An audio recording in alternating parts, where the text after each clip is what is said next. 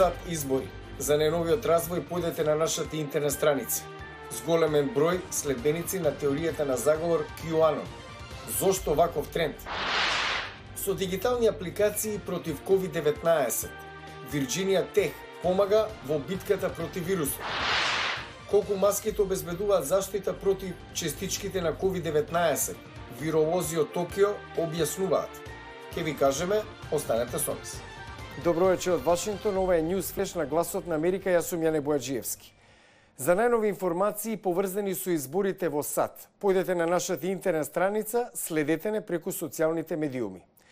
А неочекувана последица од кризата со COVID-19 е зголемување на бројот на следбеници на теоријата на заговор QAnon.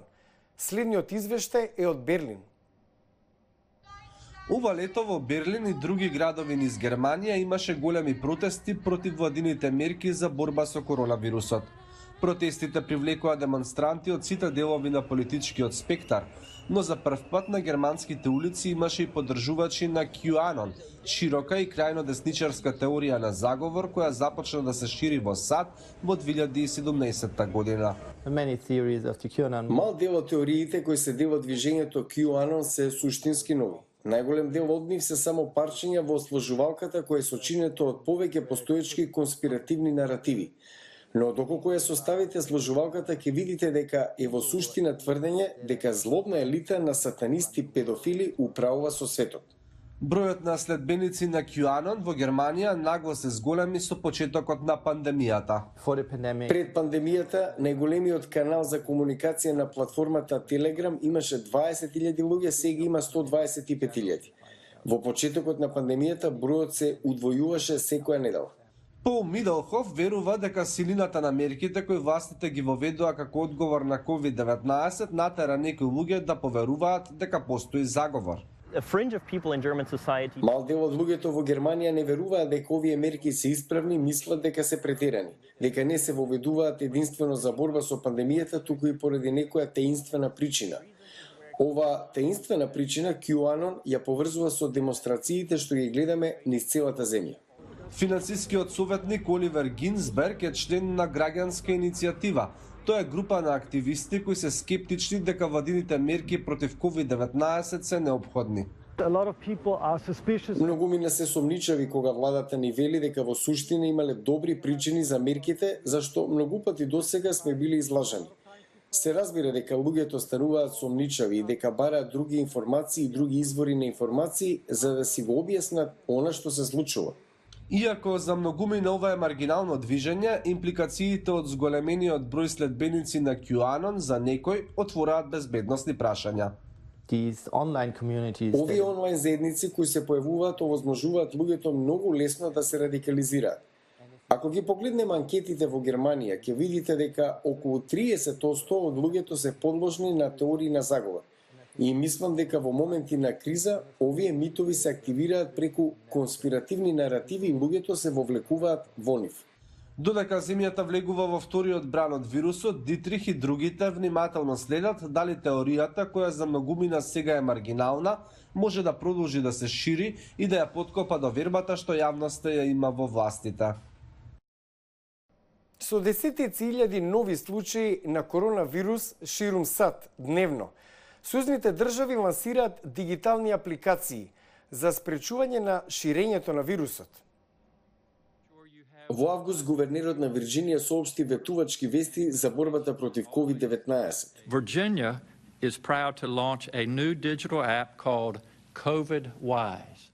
Вирџинија е првата држава во САД што лансираше апликација за паметните телефони во партнерство со Apple и Google, што известува за изложеноста на вирусот, со речиси половина милион корисници досега, што е повеќе од 11% од населението. Здравствените представници велат дека апликацијата COVIDwise е хит.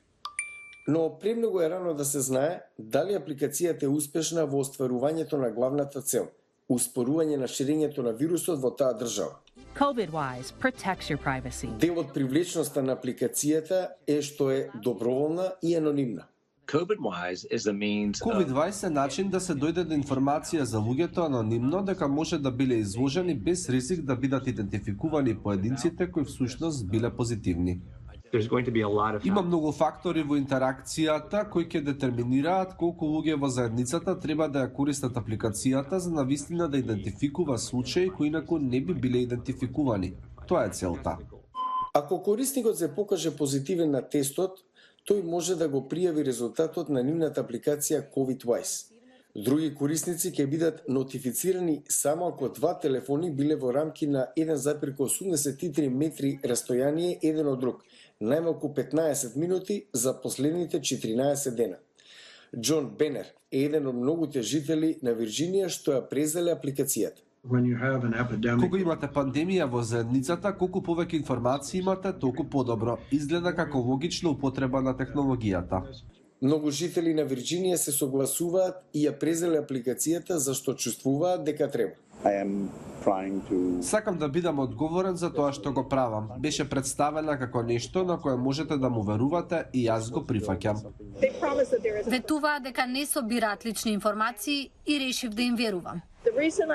Причината зошто ја немам апликацијата е затоа што сум загрижена за приватноста.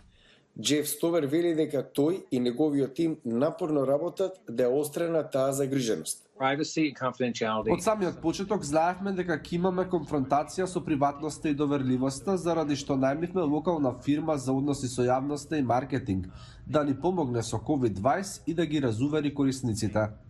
Иако апликацијата не е решение за се, Стовер вели дека е уште едно средство за ставање на вирусот под контрола. Сите што ја преземаат апликацијата помагаат да спречиме повеќе смртни случаи или хоспитализации и луѓето порано да се тестираат. Времето ќе покаже дали апликацијата ги направила луѓето да се чувствуваат посигурно. За крај на News Flash. Виролозите од Токио велат дека иако маските обезбедуваат заштита од частичките на COVID-19, нивната ефикасност е различна.